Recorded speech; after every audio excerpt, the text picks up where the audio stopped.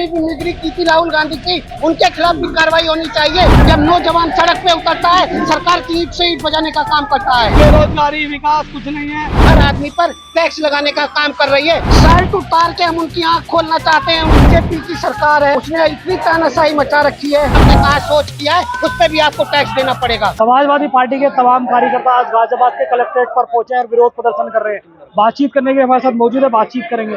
ये बताइए, कलेक्ट्रेट आप मुझे शर्ट के क्यों नहीं पहनी आपने? जो बीजेपी की सरकार है, उसने इतनी तानाशाही मचा रखी है।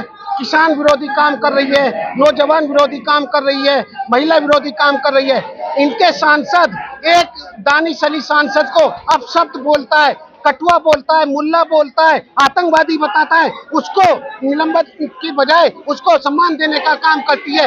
और एक सांसद मिमिक्री करते, मोदी जी ने भी मिमिक्री की थी राहुल गांधी की, उनके खिलाफ भी कार्रवाई होनी चाहिए, ना कि एक तरफ की तानाशाही होनी चाहिए। जो इनकी तानाशाही चल रही है, आज समाजवादी पार्टी के पूरे प्रदेश के अंदर राष्ट्रीय अध्यक्ष जी के आह्वान पर ज्ञापन दिया जा रहा है, जो राष्ट्रपति को जाएगा। अच्छा, लेकिन आपने शर्ट उतार के आप विरोध प्रदर्शन कर रहे हैं, क्या तरीका है? शर्ट उतार के हम उनकी आंख खोलना चाहते हैं, उनको दिखाना चाहते हैं। जब नौजवान सड़क पे उतरता है, सरकार की ईंट से ईंट बजाने का काम करता है।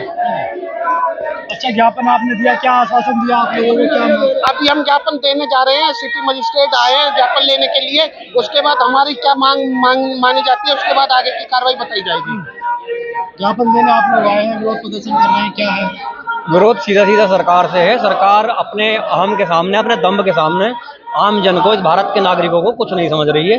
और जब से ये सरकार बनी है, तब से आज तक इस आम जन को सिर्फ और सिर्फ जो मूर्ख बनाने का काम ये सरकार कर रही है। और इस देश में ऐसा लगता है कि मात्र दो ही लोग हैं जो इस देश के राजा हैं, और उनके सामने सब भिखारी हैं। और जब भिखारी हैं, युवाओं के पास रोजगार नहीं है, लोगों के पास काम नहीं है, वो परेशान हैं, उनकी आत्मा को चोटी जा रही है, तो इसी प्रकार के प्रदर्शन होंगे। शर्टें उतारी जाएंगी, नंगे ही रहेंगे, क्योंकि वैसे तो कुछ है ही नहीं आम जन के पास में, ना नौकरियां हैं ना कुछ है। तो जब कोई भविष्य ही नहीं है, तो शर्ट उतारे, नंगा हो, बाल कटवाए, कुछ भी करे, उससे क्या फर्क पड़ना है? ये भी एक विरोध है कि शर्ट कपड़े? जी हाँ, ये भी एक विरोध है। और बिल्कुल बिल्कुल ठंड में कपड़ा उतारना, ये भी एक विरोध है। सरकार को चेताने का काम कर रहे हैं। सरकार चेते ना चेते, ये सरकार के अहम के ऊपर। जिस दिन सरकार अपना अहम और अपना दम से बाहर आ जाएगी, उस दिन ये सरकार इस देश से बर्खास्त हो जाएगी, खत्म हो जाएगी। 142 सांसदों को हटा दिया, उसी के विरोध में प्रदर्शन हो रहा है। अगर हमारी बातें नहीं मानी तो इससे बड़ा आंदोलन की भी तैयारी है। इसीलिए इन्हें जागरूक करने के लिए, इनकी आंखें खोलने के लिए हम इतना बड़ा प्रदर्शन और धरना कर रहे हैं। कपड़े उतार रहे हैं, चूड़ी भेंट कर रहे हैं। अपनी किसको भेंट की है? इन्हें योगी जी, मोदी जी को कर रहे हैं। हमारी सरकार की नहीं सुन रहे। बेरोजगारी, विकास कुछ नहीं है।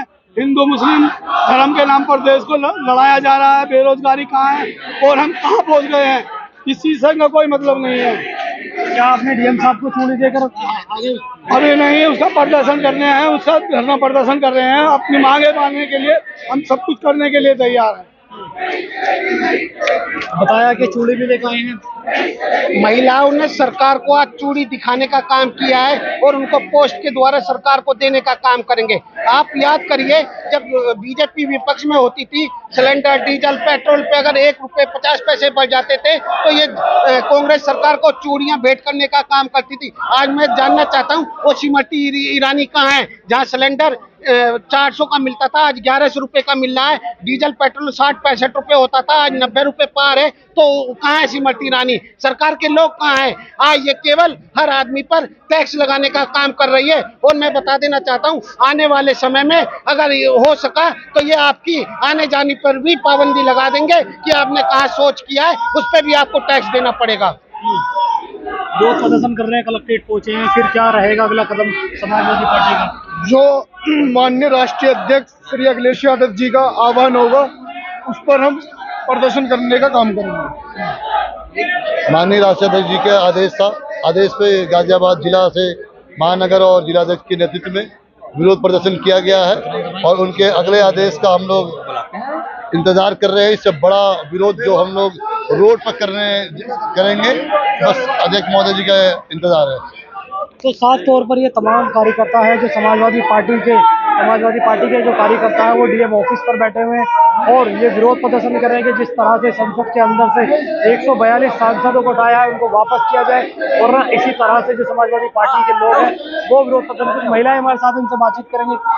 कलेक्ट्रेट आप पहुंचे हैं, विरोध प्रदर्शन कर रही है। जी, हमारा जो भी सांसदों का जितना भी निलंबन हुआ है उनकी इससे तानाशाही और जो ये इनका आक्रामक रूप है और अपने विपक्ष को जिस तरह से ये खत्म करना चाहते हैं, आज उसके विरोध में हम लोग यहाँ पे एकत्रित हुए हैं।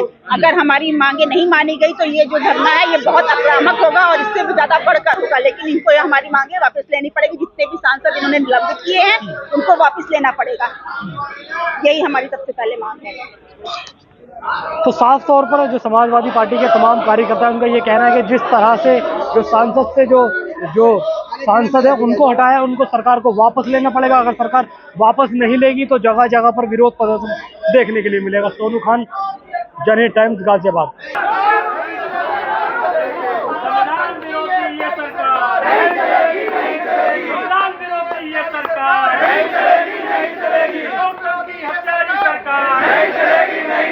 सांसदों का निलंबन वापस लो, सांसदों का निलंबन वापस लो, की हत्यारी सरकार नहीं चलेगी, संविधान विरोधी ये सरकार नहीं चलेगी, संविधान विरोधी ये सरकार नहीं चलेगी, लोकतंत्र की हत्यारी नहीं चलेगी।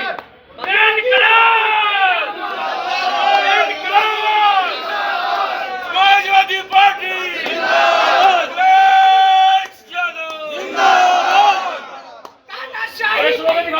नहीं चलेगी, नहीं चलेगी, तानाशाही नहीं चलेगी, नहीं चलेगी, नहीं चलेगी।